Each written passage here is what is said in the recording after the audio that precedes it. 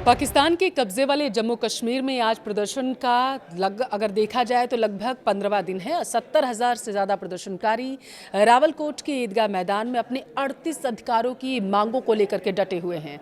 इस बीच पाकिस्तान की क्रूर सेना और हुकूमत की ओर से प्रदर्शन को कुचलने का एक अमानवीय प्रयास का सबूत मिला है, जो गवाही दे रहा है कि पाकिस्तान अपने ही नागरिकों पर अत्याचार की पराकाष्ठा को पार कर रहा है। ये वही नापाक पाक है जो जम्मू कश्मीर में लोग कितने परेशान हैं ये कहकर अंतर्राष्ट्रीय पटल पर भारत को घेरने की कोशिश करता है, लगातार रोता रहता है। आज टू द पॉइंट में बात करेंगे पाकिस्तान के दोहरे चरित्र की। नमस्कार, आपके साथ मैं पल्लवी रविंद्र सिंह।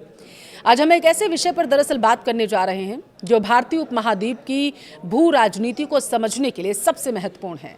आपको याद होगा 5 अगस्त 2019 का वो दिन जिसमें जम्मू कश्मीर का इतिहास लिख दिया था। एक नया इतिहास निकलकर सामने आया था, पूरी तरीके से बदल दिया।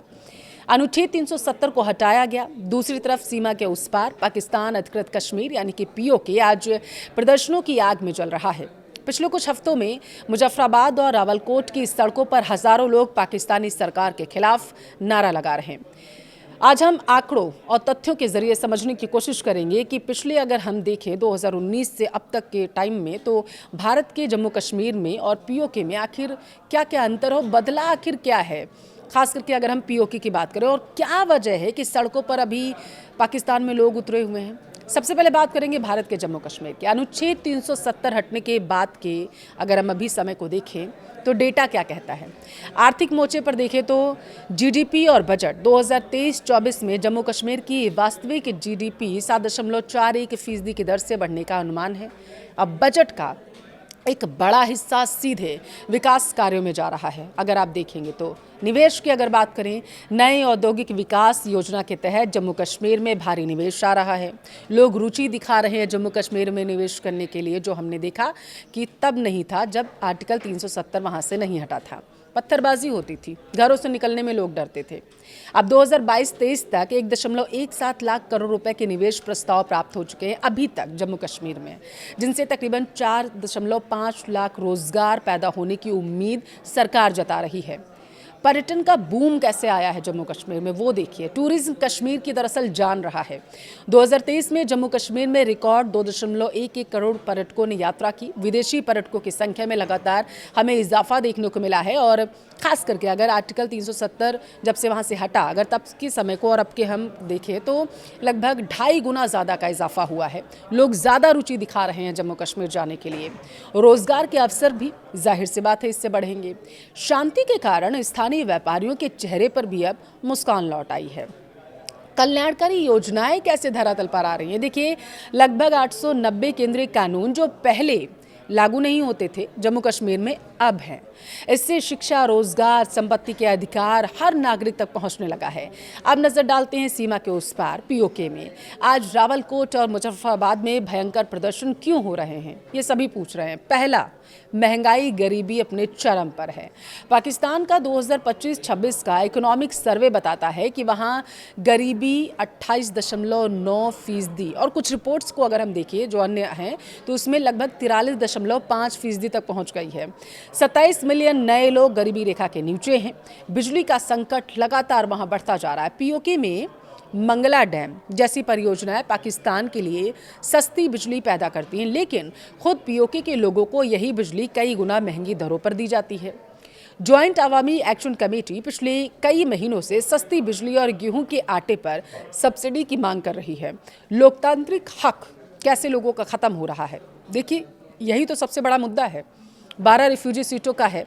पीओके असेंबली में 12 सीटें उन लोगों के लिए आरक्षित है दरअसल जो पाकिस्तान के अन्य हिस्सों जैसे कि पंजाब, सिंध में रहते हैं। अब स्थानीय लोग आरोप ये लगा रहे हैं कि इस्लामाबाद इन सीटों का इस्तेमाल पीओके की राजनीति को कंट्रोल करने के लिए कर रहा है। दमन कैसे हो रहा है लोगों के हकों का वो देखिए। पाकिस्तान सरकार ने शांतिपूर्ण प्रदर्शनों पर क्रूरता दिखाई। पैरामिलिट्री फोर्सेस तैनात किए, इंटरनेट बंद कर दिया गया, कई लोगों की जानें गईं। अगर हम पिछले कुछ सालों की तुलना करें तो स्थिरता बनाम अस्थिरता कैसे है वो समझिए। भारत ने जम्मू कश्मीर में इंफ्रास्ट्रक्चर जैसे चिनाब ब्रिज बनाने का काम किया, नए हाईवेज का निर्माण वहाँ हो रहा है, स्वास्थ्य सेवाओं पर विशेष फोकस है, कैसे जम्मू कश्मीर विकास के पथ पर लगातार आगे बढ़े इस पर लगातार काम किया जा रहा है। तो वहीं पीओके में विकास का पहिया पूरी तरीके से थम चुका है। लोग बुनियादी ज़रूरतों जैसे आटा, बिजली के लिए भी संघर्ष कर रहे हैं। अधिकार की अगर बात करें तो भारत में पंचायती राज संस्थाओं को मजबूत किया गया, जिससे ग्रास रूट लेवल पर लोकतंत्र पहुंच रहा है, मजबूत हो रहा है। दूसरी ओर पीओके में स्थानीय लोगों का कहना है कि उनके अधिकारों का इस्लामाबाद द्वारा हनन किया जा रहा है। ये आंकड़े स्पष्ट तस्वीर पेश कर रहे हैं। एक तरफ जम्मू कश्मीर है जो विकास, पर्यटन, निवेश के रास्ते पर लगातार आगे बढ़ रहा है, दूसरी तरफ पाकिस्तान अधिकृत कश्मीर जहां का आम नागरिक आज अपने हक के लिए अपनी ही सरकार से लड़ाई लड़ रहा है कि उसे भैया कुछ खाने के लिए तो दे दो, आटा दाल तो कम से कम पहुंचा दो।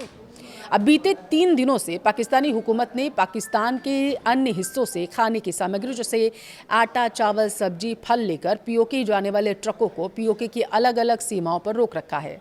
तकरीबन हर बॉर्डर पर 30 से 40 ट्रकों की लाइन लगी हुई है, जिन्हें पाकिस्तानी रेंजर्स और Punjab highway petrol police PoK के अंदर प्रवेश ही नहीं करने दे रही। पीओके में 9 जून से चल रहे प्रदर्शन को कुचलने के लिए पहले पाकिस्तानी हुकूमत और सेना ने 4 दिन पहले ही 5 जून को प्रदर्शन के प्रमुख आयोजक सरदार उमर नज़ीर और उनके साथी शाहजेब हबीब पर फायरिंग की थी, अगर आपको याद हो तो। और इसमें जब शाहजेब हबीब की जान चली गई थी तो लोग शाहजेब हबीब की लाश को लेकर के सड़क पर बैठ गए थे। अब इसमें फिर 6 से 7 जून को पाकिस्तानी रेंजर्स ने फायरिंग की और 26 लोगों को मार गिराया। और इसके बाद जब 9 जून को प्रदर्शन शुरू हुआ तो 9 जून और 10 जून को भिंबर, ददियाल, कोटली, मीरपुर और रावलकोट में फायरिंग की गई, जिसमें 11 लोग मारे गए। और इसके बाद जैसे पीओके के अलग अलग इलाकों से लोग रावलकोट में इकट्ठा होने लगे तो फिर से 11 जून और 14 जून को सुबह अगर हम देखें तो फज्र की नमाज के बाद ही सड़क पर जब लोग इकट्ठा हो रहे थे उसे पढ़ने के लिए, तो प्रदर्शनकारियों पर ताबड़तोड़ गोलियां बरसा दी गई। 11 जून को 16 लोग मारे गए, 14 जून को 3 लोग मारे गए। ऐसे में कुल 56 लोगों ने मात्र एक हफ्ते में ही अपनी जान गंवाई है। पाकिस्तानी हुकूमत प्रदर्शन को खत्म नहीं करा पाई, तो अब 15 जून से अभी तक के अगर हम समय को देखें तो पाकिस्तानी रेंजर्स और पंजाब पुलिस ने पीओके के अंदर खाने का जो सामान था लेकर जाने वाले ट्रकों को बॉर्डर्स पर ही रोकना शुरू कर दिया। एंट्री बंद कर दी गई ताकि पीओके के लोगों के ऊपर दबाव बनाया जा सके। भाई जब भूख से मरने की नौबत आ जाएगी तो जाहिर सी बात है यही दबाव बनाया जा रहा था, तब तो झुकेंगे, लेकिन वो झुकने के लिए तैयार नहीं है। हालांकि पाकिस्तानी हुकूमत का ये दबाव भी पीओके के लोगों के ऊपर काम नहीं कर पाया और आज सुबह भारी बारिश के बीच भारी संख्या में प्रदर्शनकारी ईदगाह मैदान पर डट गए। महिलाएं सड़कों पर आ गईं, आज़ादी के नारे लगाती हुई नजर आई थी।